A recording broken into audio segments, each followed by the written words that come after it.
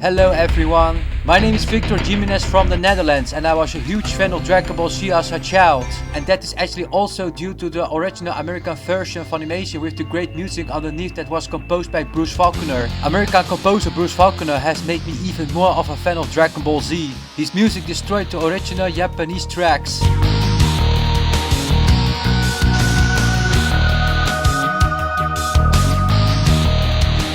I always liked drawing Dragon Ball Z as a child. For myself, but also for my old classmates at primary school who were always happy with my Dragon Ball Z drawings. I collected Dragon Ball Z stuff such as the American magazines of Dragon Ball Z Beckett, as well as cards and mad caps. I was really a naughty kid as a child. I was always told Dragon Ball Z cards and mad caps from the other kids at primary school. I'm not proud of that all now, because in retrospect their parents had worked hard to buy Dragon Ball Z cards for their children. And in retrospect, Goku have never been a thief. Of course, as a child I've never been silent about the two different versions of Funimation from the United States and Ocean Dub from Canada.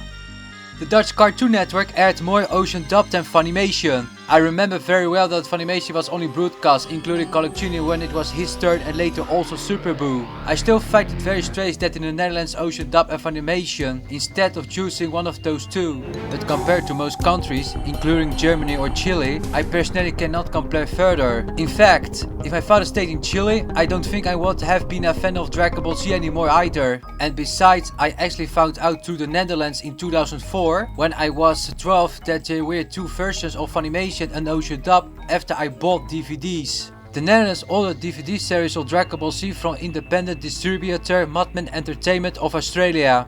That's how I found out that the Netherlands had broadcast more Ocean Dub than Funimation on television. Because Madman Entertainment also only sold Funimation, and then you also hear the music of Bruce Faulconer. And personally I also think that compared to the Netherlands, only Funimation was broadcast on television in Australia. That's not on Wikipedia, but I still think it was the case.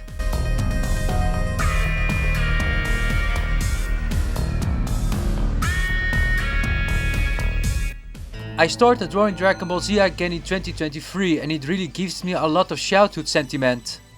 When, after 50 years, I visited the Dutch amusement park Efteling for the first time in 2022 to say goodbye to the Spookslot, I realized that nostalgia was very important to me.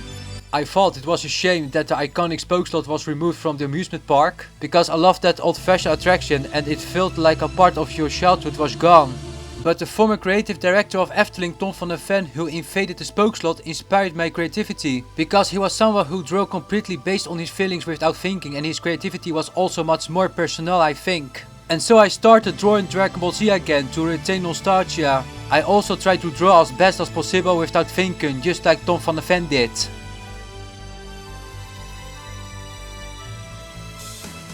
Now that Dragon Ball Z is, I think, outdated, I still don't want to stop myself from the movie with the times. Because if you only move with the times, it can only be boring. That's why I think it's important to love Dragon Ball Z again. Not that fighting is good, but that Dragon Ball Z also has a certain underlying message. As Goku saw that there is something good in every person.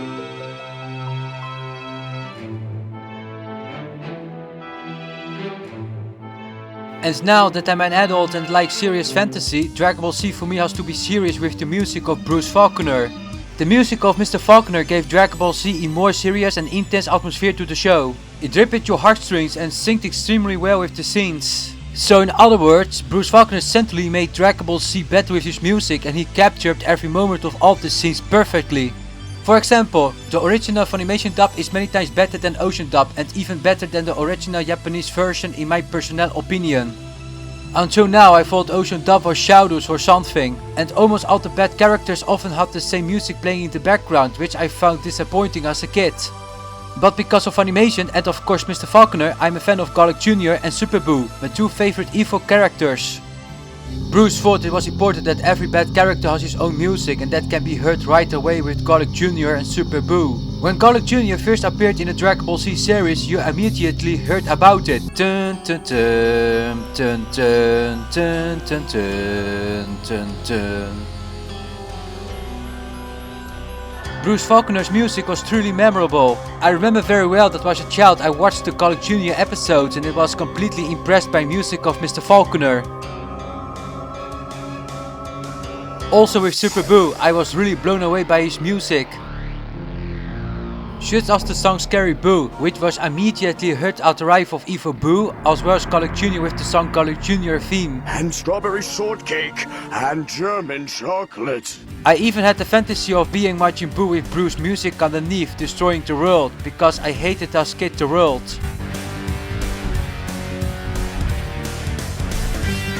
I always wanted to be Super Buu as a kid and teenager, because he was big and one of the strongest characters in Dragon Ball Z.